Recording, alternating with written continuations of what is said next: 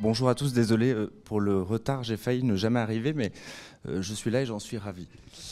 Deux petites choses que je voulais partager avec vous aujourd'hui. D'abord, pour la petite anecdote, j'aime toujours le dire, j'ai cru comprendre qu'il y avait quelques banquiers dans l'auditoire, et j'ai des petites histoires assez intéressantes, et une petite anecdote que j'aimerais partager.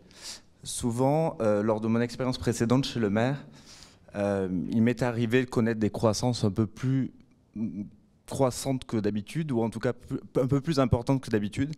Et j'ai une banquière qui m'avait dit « Bastien, il y a une chose que vous devez me promettre, c'est que vous devez arrêter de croître aussi vite pour la prochaine fois parce qu'on ne pourra plus vous suivre. Je vais vous mettre en cessation de paiement. » Donc c'était, pour la petite histoire, c'était un succès assez drôle, mais plein de, on va dire, bumpy, comme on dit en anglais, avec plein de petites histoires au milieu qui le rendaient un peu pimenté, ce succès. Voilà. Donc ça a été un moment un peu drôle. Je voulais faire cette anecdote pour commencer. Au-delà de ça, c'est quoi la croissance? En fait, pour moi, il y a deux gros piliers qui expliquent pourquoi, en tout cas, quelle est ma recette, si on peut qualifier ça ainsi. La première serait, pour moi, la créativité et le produit qui sont vraiment des vraies valeurs ajoutées dans la conception et dans la chaîne de valeur. Et deuxièmement, j'appelle ça le story selling, c'est-à-dire l'histoire autour du produit, la mise sur le marché et aussi tout l'accompagnement marketing qu'on peut en faire. Alors il y a deux choses que j'aimerais vous dire parce que c'est super, ces croissances, on se dit mais qu'est-ce qu'il fait, c'est quoi ce truc, etc. Comment ça marche?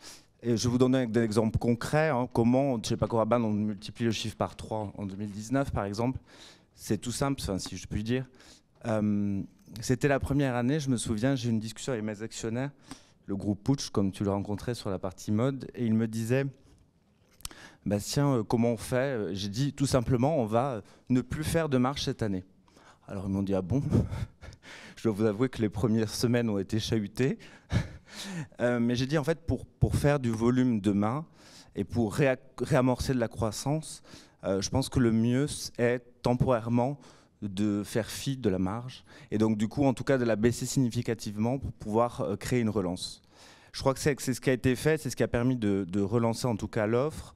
Au-delà de la création de nouvelles gammes, il y a 4 gros piliers, pour être simple, je ne vais pas tout vous détailler ici, mais il y avait 4 piliers chez Rabanne, l'iconique, vous connaissez les rebonds mèches, Françoise Hardy, blablabla. Il y a une partie qui est liée au show, avec des shows incroyables durant la Fashion Week de Paris. Vous avez une partie qui est activewear, qui est plus homeware, on va dire, pour la maison. Et ensuite, il y a une partie easywear qui est nouvelle, qu'on a créée en 2017.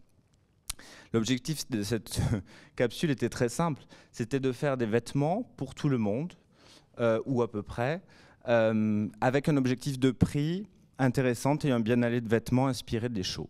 Donc c'était aujourd'hui, pour vous donner une idée, ce pilier représente 80% du chiffre d'affaires parce que la croissance est drivée par ce segment. Donc ça c'est un petit exemple que je voulais vous donner. Donc vous avez compris, au début moins de marge, mais pour mieux rebondir, créer de la valeur, créer de la croissance et ensuite en faire plus, ce qui est le cas aujourd'hui. On a la chance d'avoir du parfum qui génère de la croissance et de la marge, donc du coup parfois il vaut mieux s'en servir. Donc ça c'est la première chose que je voulais vous dire. La deuxième chose est bien sûr croire aux gens, aux projets, au management, parce que je crois que souvent dans nos histoires, c'est une histoire de confiance. Et le groupe m'a fait confiance, par exemple, chez le maire, on m'a fait confiance au début. Et je crois que c'est ça qui fait aujourd'hui la vraie value, c'est qu'un projet, c'est une histoire d'hommes, d'années, et de mise en perspective et de mise en développement d'un projet. La deuxième chose, qui pour moi est déterminante, c'est le story selling. Alors c'est quoi cette chose qu'il a encore dit? Le story selling, c'est très simple, ça se déroule en 3 étapes. Il y a 3 étapes pour moi dans la création d'une value chain. Il y a A, le produit, B, la communication sur ce produit, et C, le go-to-market. Alors, je vais citer des exemples que je peux connaître de près ou de loin, étant proche de marques qui commencent par un J, qui finit par un S, qui fait des pop-up roses rue de Richelieu, par exemple, ou qui vendent des fleurs de temps en temps. Et je crois que c'est un exemple très explicite de ce que doit être aujourd'hui une activation et comment, lorsqu'on vend des fleurs et qu'on s'appelle Jacquemus, on est capable de créer, oui, de l'émotion en direct, mais aussi et surtout, on crée à côté de ça de l'envie, du désir, de l'attraction pour mieux vendre. Parce qu'en fait, tout ça, toutes ces opérations sont là quand même pour un but aussi, c'est-à-dire qu'on est authentique, réel, mais l'objectif est quand même de faire développer des entreprises.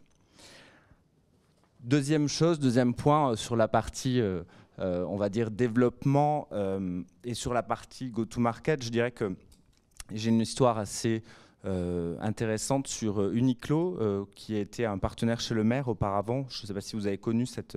On a fait une collaboration Uniqlo-Le Maire pendant un an, 2 saisons. Et ensuite, l'équipe japonaise d'Uniqlo m'a appelé, me dit... Écoute Bastien, c'est super, continuons, on va faire comme Inès de la Fressan. Je dis, bah non, on va arrêter.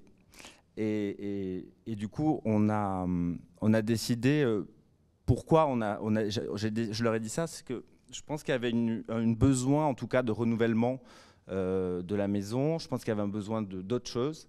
Et on leur a proposé un truc tout à fait nouveau, auquel ils ont souscrit assez subitement, qui était de créer une marque au sein d'Uniqlo qui permettrait de valoriser Uniqlo mieux et qui permettait aussi de mettre en avant Le Maire et les 2 acteurs de Le Maire que sont Christophe Le Maire et Sarah Lintran.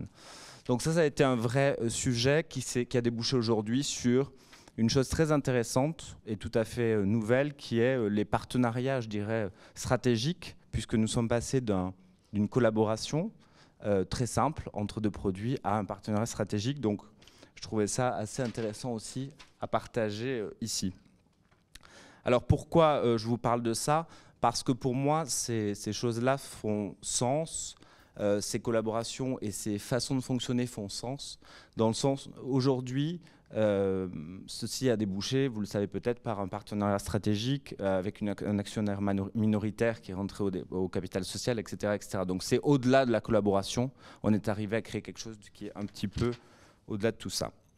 Voilà, j'aime beaucoup dire aussi, peut-être pour conclure, qu'il y a 2 choses que j'apprécie, on va dire particulièrement. C'est la partie Quick Wins dans le cadre d'une stratégie à 3-5 ans, on va dire.